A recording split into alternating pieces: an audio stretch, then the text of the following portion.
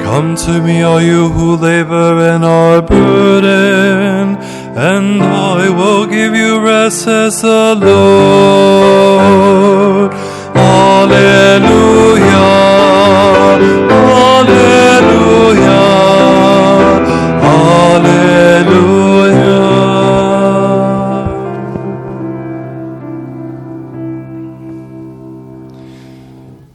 The Lord be with you. And with your spirit. A reading from the Holy Gospel according to Matthew.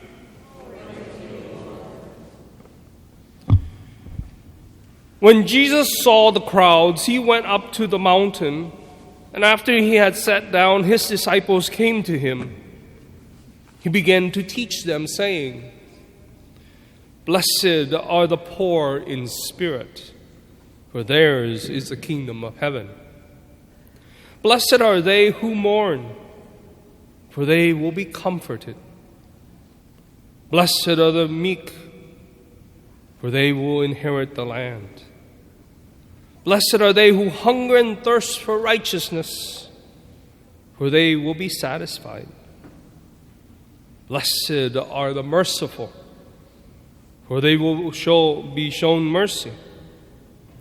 Blessed are the clean of heart, for they will see God. Blessed are the peacemakers, for they will be called children of God.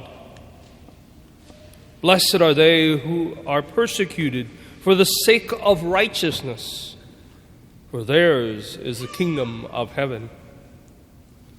Blessed are you when they insult you and persecute you, and utter every kinds of evil against you falsely because of me. Rejoice and be glad, for your reward will be great in heaven." The Gospel of our Lord Jesus Christ.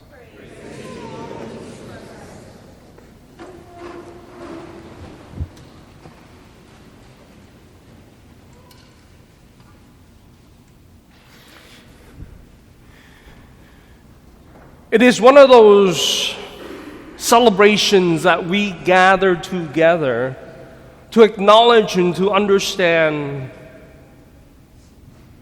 why is it that we celebrate and come to recognize all of these saints. Well, I would say to you, my brothers and sisters, you are a special crowd this evening. Because why? It is sort of the end of the celebration of All Saints to the eve and the celebration tomorrow of All Souls. That makes it complete, makes it whole, makes it all understanding what is the purpose that we are here. The saints, we know, are special people. The saints are the one who struggle and dealt with a lot of things in their lives, even to shed of their blood for the name's sake of God's Son, Jesus Christ. And yet, we come to also understand that all of these saints who endure so much in their lives, by the church, they are acknowledged as someone great. And I hope that in each and every one of you, in your own faith journey yourselves, you recognize that you too strive to be saints. And striving to be saints requires each and every one of us to make the best of efforts in our own lives, to stand before others and to acknowledge the wonders and the blessings and the grace of what God has given to you. As so were your families who've gone before you, to which we celebrate tomorrow, on the day of all souls. That is each and every one of us, our ancestors, our families, our connections of those in faith have struggled in their own life. Sure, they were not acknowledged. Sure, they were not named by the church to be saints. But I hope in your own mind and in your own heart that they are truly saints for you to follow. For all of what they have done, for all what they have taught, for all what they have shown and teach each and every one of us in how they live their life, they are a saint to us.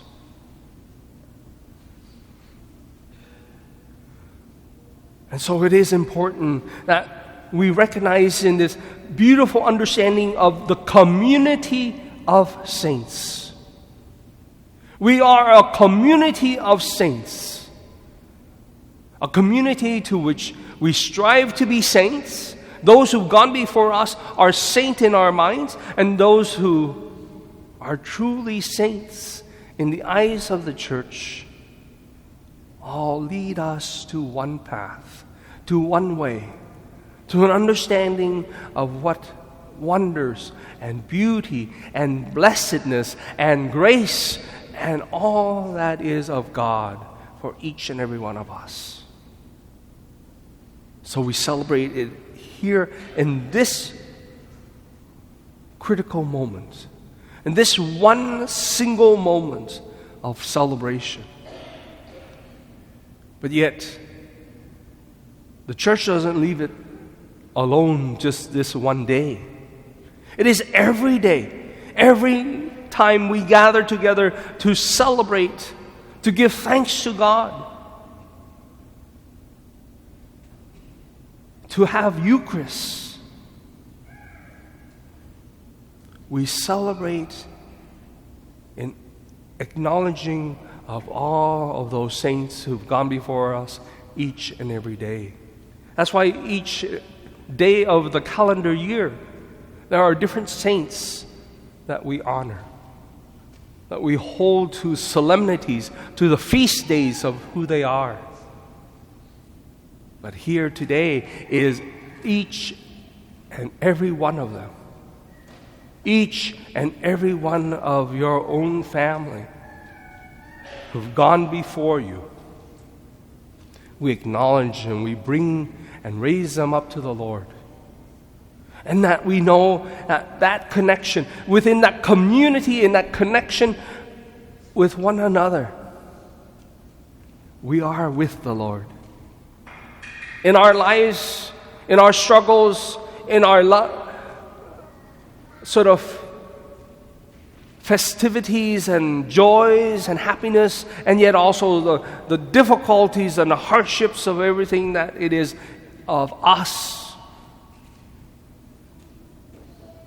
It is all there in the hands of God. All those who've gone before us, all those who touched us, who have been with us, who know us. So we raise them to prayer, acknowledging and giving thanks for the connections that we have with one another, to be truly in communion with each other, in that community of saints. So my brothers and sisters, what a beautiful image that we had at the very first reading of that sort of glorious vision of heaven. And yet, in that glorious vision of heaven that we yearn and we desire to be a part of. And when we do come to that moment and when we can experience that time, we recognize we can see the face of those we know already. And they will come and welcome us, each and every one of us, with open arms, with full embrace, with the joys and the happiness of seeing us once again. And so we give thanks. We take this moment and this opportunity in giving thanks and recall each and every one of them. And that's why we have this book of remembrance for all of your families and friends, those who wish to be remembered in that book of remembrance. Take your time, take your opportunity, not only now, but throughout this month of November. If you don't have the time tonight, at any other time